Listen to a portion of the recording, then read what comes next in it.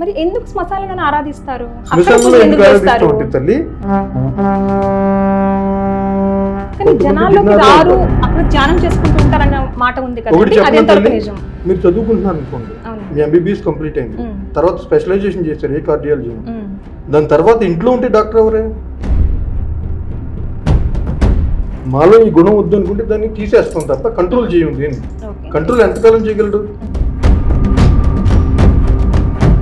కుంభమేళ కార్యక్రమం జరుగుతుంటుంది కదండి, అక్కడికి జరిగే కార్యక్రమంలో ఎక్కడ ఉన్నా కూడా అఘోరాలు అందరూ కూడా ఆ టైంకి చేరుకుంటాను. వాళ్ళు అఘోరీలు కాదమ్మా, నాగా సాధువులు అఘోరీలు ఇద్దరు ఓల్డ్ అంతమంది ఇన్వెస్టిగేటివ్ జర్నలిస్టులు దాని మీద కృషి చేస్తూనే ఉన్నారు. నిజమంటారా మీ ఆలోచనలో? లేదంటే ఇంత సైన్స్ డెవలప్ అయిపోయిన తర్వాత వాళ్ళు ఎలా వస్తున్నారో పట్టుకోలేనంత అసమర్థతతో లేదు సైన్స్.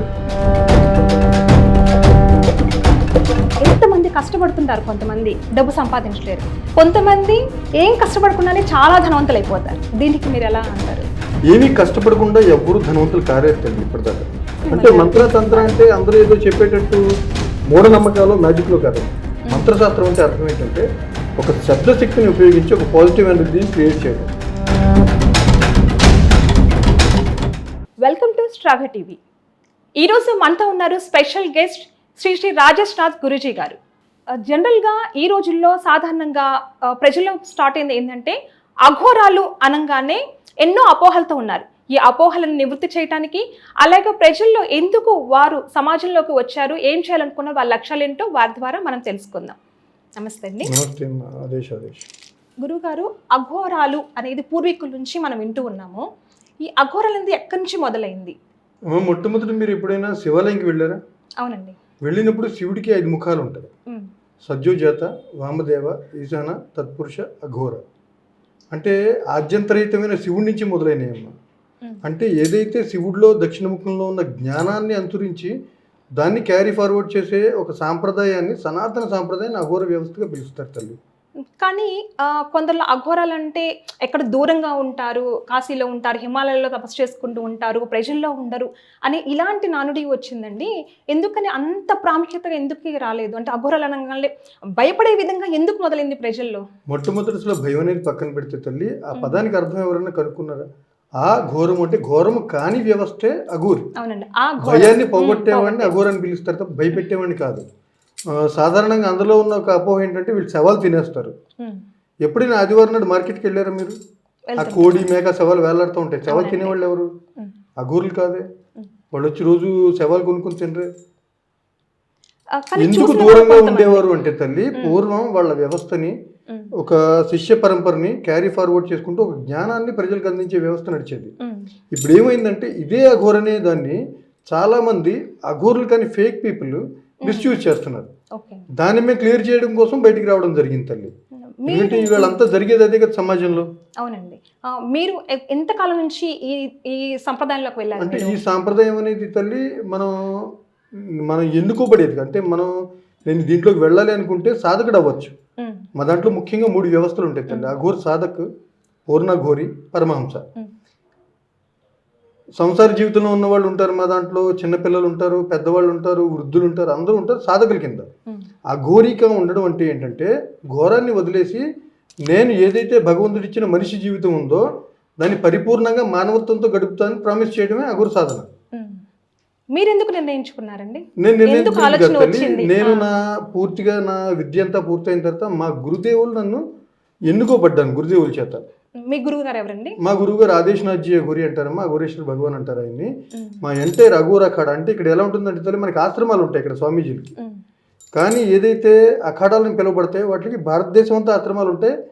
ఆ మొత్తం సంస్థ అంతని కలిపి అఖాడాన్ని పిలుస్తారు. ఆ అఖాడాకైనా ప్రముఖ అంటే అధ్యక్షులు. దాని తర్వాత నేను ఇప్పుడు ఉపాధ్యక్షుడి కింద ఉంటున్నాను తల్లి. మీరు ఎంతకాలం శిక్షణ తీసుకున్నారు? నాది 30 సంవత్సరాలు. 30 సంవత్సరాలు. అప్పుడు ఎలాంటి సంప్రదాయం అంటే మీరు శిక్షణా కాలం ఉంటుంది కదా, అప్పుడు ఎలాంటి ఆచారాలు పాటించాల్సి వస్తుంది? మాకు తల్లి మొట్టమొదటి ఉండేది శ్మశాన సాధన, దాని తర్వాత శివ సాధన, దాని తర్వాత శవ సాధన. ఇవన్నీ గుప్తం తల్లి. ఎందుకంటే మాకు సంబంధించిన మా స్థితిని మెరుగుపరచుకోవడానికి. ఎందుకంటే సాధారణంగా అందరూ ఫీల్ అయ్యేది ఏంటంటే ఎందుకు భయం అంటే అఘోర్ అంటే ఇల్లిటరేట్ ఫస్ట్, అంటే చదువు రానివాడు ఏమా, వాడు క్యానిబల్, మాంసం తినేస్తాడు. ఇవన్నీ కూడా అపోహలేదు. Aghor means the hygienic scientist. ఎందుకు మీరు ఎప్పుడైనా గమనించండి, ఎవరు చూసారు శ్మశానంలోకి వచ్చి అఘోరి శవం తిన్నాడని? మరి అందరూ ఎలా చెప్పేస్తున్నారు శవాలు తింటున్నారని? కాశీలో కొంతమంది చూసామని ఇలాంటి అది బయటికి ఎలా అంటే వచ్చింది. కాశీ అనే ఒక మన అత్యద్భుతమైన పవిత్ర పుణ్యక్షేత్రంలో ఎక్కువ మంది వచ్చేది ఎవరంటే విజిటర్స్, ఫారినర్స్, పిలిగ్రిమ్స్ కింద భగవంతుని దర్శించుకుందుకు. వాళ్ళందరికీ కూడా అఘోర్ అంటే శివుడితో సమానమైన స్థితి ఉంది వాళ్ళ మైండ్లో. అప్పుడు ఏం చేస్తున్నారు, అక్కడ ఉన్న ఫేక్ పీపుల్ అందరూ కూడా ఇదే విధంగా నల్లబట్టలు కట్టుకుని ఓవర్గా గాంజా తాగి, ఆల్కహాల్ తాగి, శవాలను పీక్కు తిండి ఇలాంటివి చేయడం వల్ల వీళ్ళు అఘోరులేమో అనుకుని చెప్పి అదే ప్రజెంట్ చేస్తుంది మీడియా. ఫారిన్ కంట్రీస్ వల్ల మన ఆచారం, ఫారిన్ కంట్రీస్ అనే చెప్తాను, మన వాళ్ళకు కూడా అఘోర్ అంటే నార్త్ ఇండియాలో దేవుడే. వాళ్ళందరినీ వీళ్ళు వాళ్ళ వైపు తిప్పుకునేందు కోసం ఇలాంటి పిచ్చి ప్రవర్తనలు చేసి, అఘోరులు కాని వాళ్ళు కూడా ఇలా చేసి వాళ్ళ నుంచి ఎంతో కొంత పొందడం కోసం వ్యాపారం జరుగుతుంది తప్ప తల్లి వాళ్ళ అఘోరులు కాదు. ఓకేనండి. అండ్ మీరు ఇప్పుడు ఇక్కడికి ప్రజల్లోకి వచ్చారు. జనరల్ గా కాశీలో ఉంటారు, వాళ్ళ తపస్సు ధ్యానత్వంలో ఉంటారంటారు కదా. కాశీలో ఒకటి తల్లి, దీంట్లో 3 పంతులు ఉంటాయి అఘోరీలో. ఓకేనండి. దక్షిణ పంతి, వామపంతి, కీనారం పంతి. కీనారం పంతి కాశీలో ఉంటుంది తప్ప అఘోరులందరూ కాశీలో ఉండరమ్మా. మేము ఉండేది ఉజ్జయిని. ఓకే, కానీ జనాల్లోకి రారు, అక్కడ ధ్యానం చేసుకుంటూ ఉంటారన్న మాట ఉంది కదా, అదెంతవరకు నిజం? మీరు చదువుకుంటున్నారు అనుకోండి, మీ ఎంబీబీఎస్ కంప్లీట్ అయింది, తర్వాత స్పెషలైజేషన్ చేశారు ఏ కార్డియాలజీను. దాని తర్వాత ఇంట్లో ఉంటే డాక్టర్ ఎవరే? బయటికి రావాలి. బయటికి వచ్చి ఎవడైతే రోగి ఉన్నాడో వాడికి నయం చేస్తే డాక్టర్ని పిలుస్తారు, కానీ మీ సర్టిఫికేట్ డాక్టర్ ఏం కాదే. అదే విధంగా గురువు నుంచి అంత జ్ఞానాన్ని గ్రహించి సమాజం పట్ల బాధ్యతను వహించి చిన్న కుటుంబాన్ని, ఏదైతే తల్లి తండ్రి అనే కుటుంబాన్ని వదిలి ప్రపంచమంతా నా కుటుంబాన్ని బతికేటప్పుడు మన పని ఎక్కడుంది? ఇంత జ్ఞానం గ్రహించిన తర్వాత సమాజంలోనే కదా. మరి అందులో కూర్చునిపోవడం కాదు కదా తల్లి గురువు నుంచి జ్ఞానం గ్రహించింది. మరి ఎందుకు శ్మశానాలను ఆరాధిస్తారు? శ్మశానంలో ఎందుకు ఆరాధిస్తూ ఉంటుంది తల్లి? అక్కడ సమత్వం ఉంటుంది కాబట్టి. ఇక్కడ భేద గొప్ప చిన్న పెద్ద తేడాలే ఉండవు, ఎవడైనా బూడిదే. ఇప్పుడు అంబానీ, అనిల్ అంబానీ గారు వాళ్ళ తండ్రి గారు చనిపోయారు, ఆయన్ని కూడా అదే శ్మశానంలో బూడిద, పక్కనే రిక్షావాణి కూడా తగలబెట్టి ఉంటారు కదా. అక్కడ సమత్వమే కదా ఉండేది. ఆ సమత్వాన్ని గ్రహించడం కోసం ఇంకొకటి ఏంటంటే సైంటిఫికల్ పరంగా తల్లి, మేము ఒంటి మీద వేసుకునే చితాభస్మం ఉంటుంది, దాంట్లో 48 రకాల ఎలిమెంట్స్ ఉంటాయి. డిసెక్షన్ ల్యాబ్లో వీడు తీసుకుంటే మీకు తెలుస్తుంది ఏమా. అది మేము ఎందుకు ధరిస్తాము అంటే 2 రకాలుగా, ఆధ్యాత్మికంగా భౌతికంగా కూడా. మేము ఉండే టెంపరేచర్స్లో చలిని తట్టుకోవడం కష్టం, అది మాకు శరీరానికి ఒక ప్రొటెక్షన్ ఇస్తుంది. ఆ అంత చలిలో స్నానాలు చేయడం కుదరదు, చర్మ రోగాల నుంచి ప్రొటెక్షన్ ఇస్తుంది. నెక్స్ట్ ఆధ్యాత్మికంగా అయితే ఇప్పుడు నేనే ఉన్నాను తల్లి, అంత పెద్ద వ్యవస్థలో 1 కోటి మందికి పైగా ఉన్న సాధకుల మధ్యలో నేను ఉపాధ్యక్షుని అయ్యా. నాకు గర్వం తలకెక్కింది అనుకోండి, నా ఒంటి మీద ఉన్న భస్మం చెప్తూ ఉంటుంది నువ్వు కూడా బూడిదే అని. వెంటనే అవుతాం, మనం న్యూట్రల్ అయిపోతాం, అసలు స్థితికి వస్తాం, అందరితో పాటు ఉంటాం. సాధారణ మనుషుల కాకుండా ఒక శక్తి అనేది మీలో కోసం మీరు ఇది తీసుకుంటారంటారు, అంటే సమాజానికి సాధారణ మనిషిలా కాకుండా అన్నిటినీ మనం నిలుపుకోవడానికి కంట్రోలింగ్ కోసం ఈ విద్య అనేది ఉంటుంది. కంట్రోలింగ్ ఎప్పుడు మేము దేన్ని కంట్రోల్ చేస్తే అది తాత్కాలికం అవుతుంది తల్లి. మాలో ఈ గుణం వద్దు అనుకుంటే దాన్ని తీసేస్తాం తప్ప కంట్రోల్ చేయం దేన్ని. కంట్రోల్ ఎంతకాలం చేయగలడు? ఒక పిల్లడు పరిగెడుతూ ఉంటారు, మీరు పట్టుకుంటారు, ఎంతసేపు పట్టుకున్నా ఏదో ఒక సమయంలో వదలాలి, అప్పుడు పరిగెత్తేస్తారు. అలా కంట్రోల్ చేస్తే అదే స్ప్రింగ్ తొక్కినట్టే. ఎలాంటి విద్యలు నేర్చుకుంటారండి? ఎలాంటి విద్యలు నేర్చుకుంటారు? విద్యలు అనేవి ఇంతగా చెప్పాను కదా తల్లి, మాకు 3 సాధనలు ఉంటాయి, శ్మశాన సాధన, శివ సాధన, శివ సాధన. దాంట్లో ఇంకా పరిపూర్ణంగా ఉంటాయి తల్లి. లోపలికి వెళ్ళే కొద్దీ అవి ఎంత గుప్తం, డెప్త్, అది జనహితం కోరేవి ఉంటాయి. ఈ ధ్యానం వల్ల శక్తి వస్తుందంటారా మీకు? అంటే ఎలాంటి శక్తి? ఇప్పుడు సొసైటీకి చేయాలని వచ్చారు, సమాజంలోకి ఏం చేయాలనే డెసిషన్తో వచ్చారు మీరు ఇక్కడికి అందరిలోనూ? నేను గత 10 సంవత్సరాలుగా తల్లి ఆంధ్రప్రదేశ్ వస్తూ ఉంటాను. 15 సంవత్సరాల పైన ఉంటుంది తల్లి. ఈ 15 సంవత్సరాల్లో ప్రతి అమావాస్యకి పౌర్ణమికి కూడా నేను ఉజ్జయిని నుంచి బయలుదేరి తణుకు కానీ తాడేపల్లిగూడెం కానీ వచ్చేవాడిని. వచ్చిన ప్రతిసారి ఎంతోమంది కష్టాలతో వస్తే వాళ్ళందరికీ భోజనం పెట్టి ఫస్ట్ నేను ఉన్నాను ఒక ఓదార్పు ఉంటుంది, నేను ఉన్నాను ధైర్యం ఇవ్వడం జరుగుతుంది. వాళ్ళలో ఆ ధైర్యం ఎప్పుడైతే మనం మన ఇది డెవలప్ చేయగలుగుతామో వాళ్ళు ఫస్ట్ ఒక స్ట్రెంగ్త్కి గురవుతారు. గురైన తర్వాత ఏదైతే మంత్రశాస్త్ర తంత్రశాస్త్రం ఉన్నాయో దాని నుంచి వాళ్ళకి ఏదైతే సమస్యలు ఉన్నాయో అవి క్లియర్ చేయడం జరుగుతూ ఉంటుంది, అందరికీ భోజనం పెట్టి పంపడం జరుగుతూ ఉంటుంది. వాళ్ళందరూ కూడా ఈవేళ నన్ను నానా అని పిలుస్తున్నారంటే ఏ అటాచ్మెంట్ ఏర్పడింది? మరి అదే మీరు అన్నారు ఇందాక అఘోరి అంటే భయం. కొన్ని వేల లక్షల మంది ఈవేళ నన్ను నానా అని పిలుస్తున్నారు, అదే ఈ సమస్యలతో వచ్చిన వాళ్ళు. కారణం సో ఆదరణ జరుగుతుంది కాబట్టి. అంటే మంత్రతంత్ర అంటే అందరూ ఏదో చెప్పేటట్టు మూఢనమ్మకాలు మ్యాజిక్లో కాదమ్మా. మంత్రశాస్త్రం అంటే అర్థం ఏంటంటే ఒక శబ్దశక్తిని ఉపయోగించి ఒక పాజిటివ్ ఎనర్జీని క్రియేట్ చేయటం. ఒక శబ్దంతో. అవును. దాంతో మన ఏదైతే పర్పస్ ఉందో దాన్ని సర్వైవ్ కావడం, ఆ వ్యక్తికి ఉన్న కష్టాన్ని ఎలా తీర్చాలి, దానికి తంత్రాన్ని మనం యాడ్ చేసుకుంటాం. దానివల్ల ఏమవుతుందంటే అతని స్థితిని పూర్తిగా అతను ఒక పాజిటివ్ వేలో అతని మైండ్లో ఉన్న ఆర్గన్స్ అన్ని పాజిటివ్గా తీసుకోగలుగుతాం. ఓకే. అది తెలియదు. కుంభమేళ కార్యక్రమం జరుగుతుంటుంది కదండి, అక్కడికి జరిగే కార్యక్రమంలో ఎక్కడ ఉన్నా కూడా అఘోరాలు అందరూ కూడా ఆ టైంకి చేరుకుంటాను ఒక వాళ్ళు అఘోరీలు కాదమ్మా, నాగా సాధువులు అఘోరీలు ఇద్దరు ఉంటారు. నాగా సాధువులు అని అయితే ఎక్కడ ప్రయాణం అనేది లేకుండా ఆ టైంకి ప్రత్యక్షం అవుతారని విన్నామండి. అది నిజమేనా? అది నిజంగా అంటే శక్తులు వస్తాయా లేకపోతే ఎలాగా? అంటే శక్తి పరంగా వస్తారా? ఎక్కడ కనపడరంటండి ప్రయాణం చేస్తున్నట్టు కూడా, బస్సులోనో ట్రైన్లో వస్తున్నట్టు, కానీ ఆ టైంకి అందరూ కనిపిస్తారంట. ఎలా సాధ్యం? దశాబ్దాల తరబడి బోల్డ్ అంతమంది ఇన్వెస్టిగేటివ్ జర్నలిస్టులు దాని మీద కృషి చేస్తూనే ఉన్నారు. అది నిజమంటారా మీ ఆలోచనలో? లేదంటే ఈ శక్తి వస్తుందంటారా? ఇంత సైన్స్ డెవలప్ అయిపోయిన తర్వాత వాళ్ళు ఎలా వస్తున్నారో పట్టుకోలేనంత అసమర్థతతో లేదు కదా సైన్స్. మరి దొరకట్లేదంటే దొరకట్లేదు. అంత బియాండ్ సైన్స్ ఒకటి ఉంది కదా. అవునండి. మరి అదే. సో మీరు నమ్ముతున్నారు అయితే ఆ శక్తి ఉంటుంది అని? మేము అందులో ఉన్న వాళ్ళం, మేము నమ్మడం. అవునండి, అవునండి. అది నిజమంటారు అయితే? చూసేవాళ్ళంగా చేసేవాళ్ళం. మీరు చేసేవాళ్ళు సార్, అది నిజమైతే? నిజమే. ఇంకొకటి, మన స్వరం అనేది మన జీవితానికి, మానవ జీవితానికి, అలాగే విశ్వానికి కూడా ప్రాధాన్యత ఉంటుంది, మూలాధారం అదే. అలాంటి స్వరము మన అధీనంలో తీసుకోవాలంటే ఎలాంటి సాధన చేయాలి? స్వరం అధీనంలోకి తీసుకోవడం అంటే తల్లి నాకు అర్థం కాలేదు, ప్రశ్నే అర్థం కాదు. మన స్వరం లైక్ శ్వాస అనేది ఏ సాధన వల్ల మన అధీనంలోకి మీరు వస్తుంది? కొంచెం కన్ఫ్యూజ్ కాకండి తల్లి. శ్వాస వేరు, స్వరం వేరు. శ్వాస అంటే మీరు ఇప్పుడు ఈవేళ బతుకునే దానికి కారణం. అవునండి. అదే ఆక్సిజన్ పీల్చుకోకపోతే మీరు ఉండరుగా. అవునండి. ఏదైనా సాధన ఉంటుందా మన అధీనంలోకి వచ్చేలాగా? ఏదైనా సాధన ఉంటుందా మీ విద్యలో?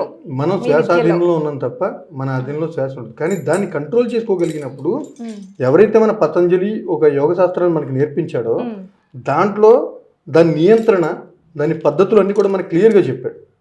దానివల్ల ఏమవుతుందంటే ఇప్పుడు మీరు మామూలు సహజంగానే ఆలోచించండి, అత్యంత స్వల్పకాలం జీవించే జీవి పెద్ద పెద్ద జీవులు కుక్క. ఎందుకంటే దాని శ్వాస నిమిషానికి చాలా 100 టైమ్స్. అత్యంత స్వల్పంగా పీల్చేది తాబేలు, దాని జీవితం 300 ఏళ్ళు పైన ఉంటుంది.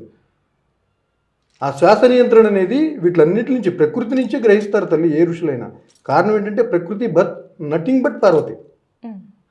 దాన్ని చూసి గ్రహించిన తర్వాత ఈ విధానాన్ని అంతా కూడా మనకి అందించడం జరిగింది. అంత గొప్ప గొప్ప ఋషులంతా. శ్వాస మన అధీనంలో ఉందంటే శరీరం మన అధీనంలో ఉంటుంది, మన జీవితం మన అధీనంలో ఉంటుంది. మీరు ఇప్పుడు ఎలాంటి ఆహార నియమాలు పాటిస్తుంటారు? మాకు ప్రత్యేకించి ఆహార నియమాలు ఉండవు తల్లి. జో థాలీ మే ఆతాయి ఓలేనాయి. ఎందుకంటే మీరు రేపటి కోసం ఏది దాచం.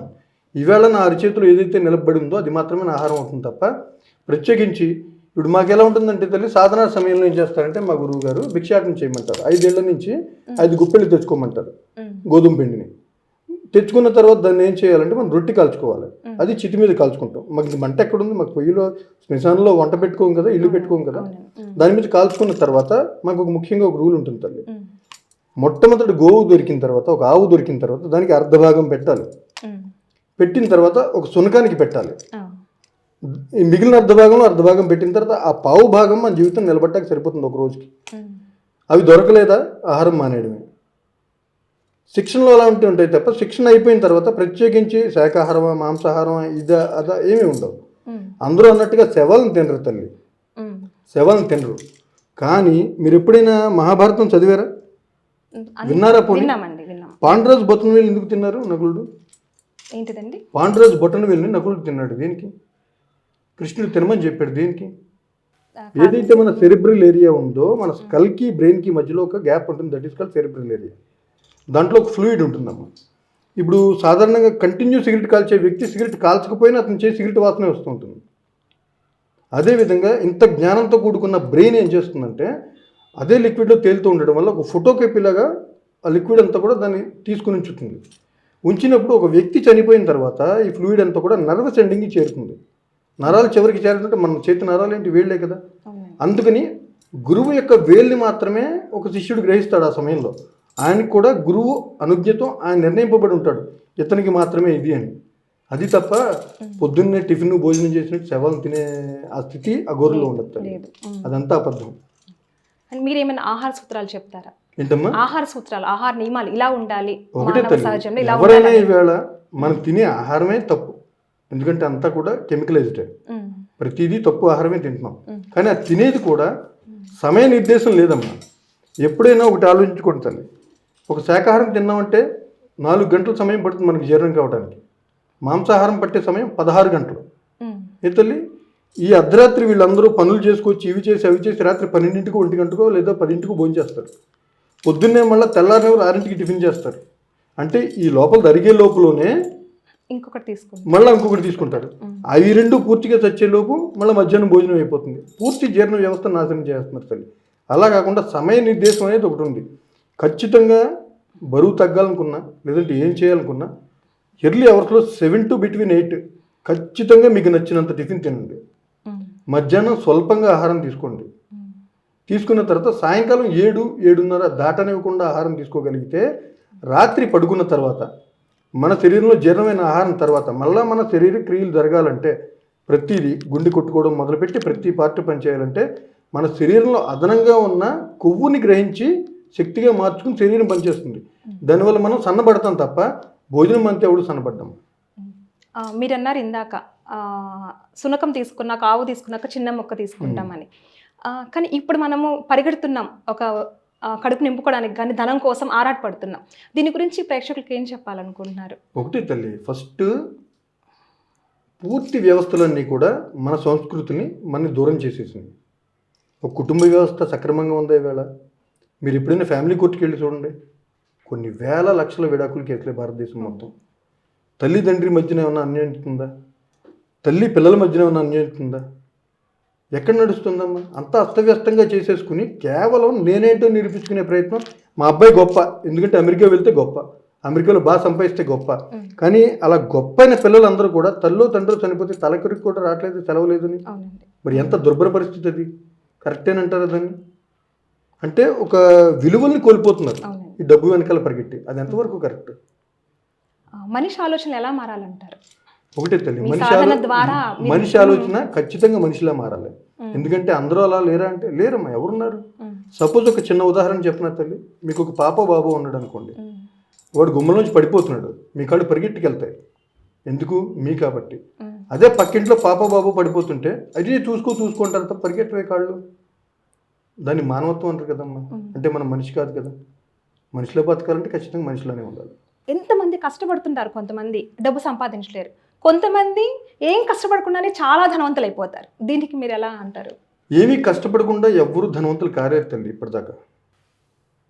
కానీ వాళ్ళ సమయము, వాళ్ళ కష్టము, దేవుడు అనుగ్రహం అన్ని కలిపితేనే ధనవంతులు అవుతున్నారు తప్ప అమ్మ తల్లి ఒకటి చెప్పనా, కష్టం అంటే రిక్షావాడు పడే కంటే కష్టం ఎవడన్నా ఉంటుందా? కట్టెలు కొట్టేవాడి కంటే కష్టం ఎవరికైనా ఉంటుందా? బట్టలు ఉతికేయని కంటే కష్టం ఎవడన్నా ఉంటుందా? కుమ్మరాయని కంటే కష్టం ఎవరికైనా ఉంటుందా? మరి వాళ్ళందరూ ఎందుకు కోటీశ్వరులు అంటే వాళ్ళు ఆ స్థాయిలో ఒక పరిమితి గీసుకుని అక్కడ ఉండిపోయారు. దాన్ని దాటి ఇప్పుడు ఏదైతే సమాజం నడుస్తుందో దానికి అనుగుణంగా మార్చుకుంటూ వెళ్ళే వాళ్ళందరూ సక్సీడ్ అయ్యారు. అంతే కదా తల్లి.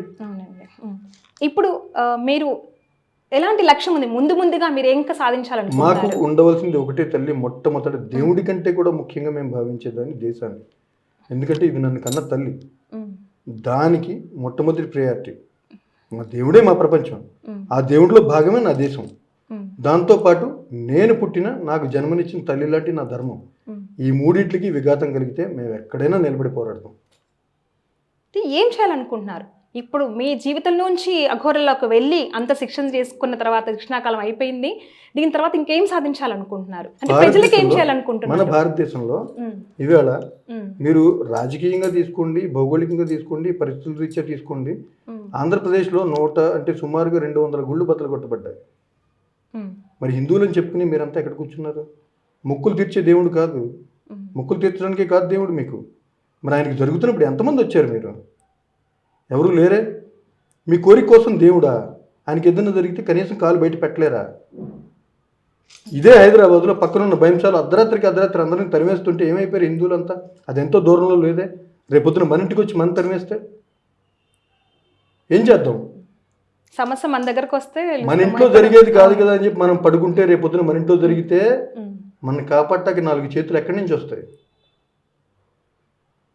ఈ మీడియా కూడా అంతే కదా తల్లి. ఎప్పుడైనా పేపర్ చదివారా? చదువుతుంటారు. ముస్లిం సోదరులకు రంజాన్ శుభాకాంక్షలు నేస్తారు, క్రైస్తవ సోదరులకు క్రిస్మస్ శుభాకాంక్షలు నేస్తారు. దీపావళి రానివ్వండి, సంక్రాంతి రానివ్వండి, ఇంకో పండుగ రానివ్వండి, ఏ హిందూ పండుగ వచ్చినా పాఠకులకు శుభాకాంక్షలు రాస్తారు. ఎందుకు పెట్టలేరు హిందూ అని? ప్రతి దాంట్లోనూ అంతే కదా తల్లి, ప్రభుత్వ తీరే అలా ఉంది. అంటే మీరు దేశం గురించి, సమాజం గురించి మాట్లాడతారు, హిందూ తత్వం గురించి, దేవాలయాల గురించి. కానీ మీరు పూజలు చేస్తారు, శక్తి పూజలు తెలుస్తుంది, శక్తులు ఉంటుంది, శుద్ర పూజలు అని ఇలాంటివన్నీ అంటారు ఒకటే కదా. తల్లి, శుద్రం అంటే అలాంటి పూజలు ఏం చేస్తుంటారా మీరు? నేనంటే మీకు ఒకటే చెప్తున్నాను తల్లి, మాక్సిమం పీపుల్లో అవగాహన రాహిత్యం ఏంటంటే క్షుద్ర విద్య, క్షుద్ర పూజ. అది ఎంత తప్పు అంటే తల్లి, మీరు వంట వండుతూ ఉంటారు కదా, అవునండి, వంట వండి కూరగాయలను కత్తితోనే కదా కట్ చేసేది. అవునండి. దానివల్ల ఏంటి ఉపయోగం? చాలా మందికి ఆహారంగా మరి కడుపు నిండుతుంది కత్తి వల్ల. కోపం వచ్చింది, కడుపులో పొడిచారు. కత్తి తప్పేమైనా ఉందా దాంట్లో?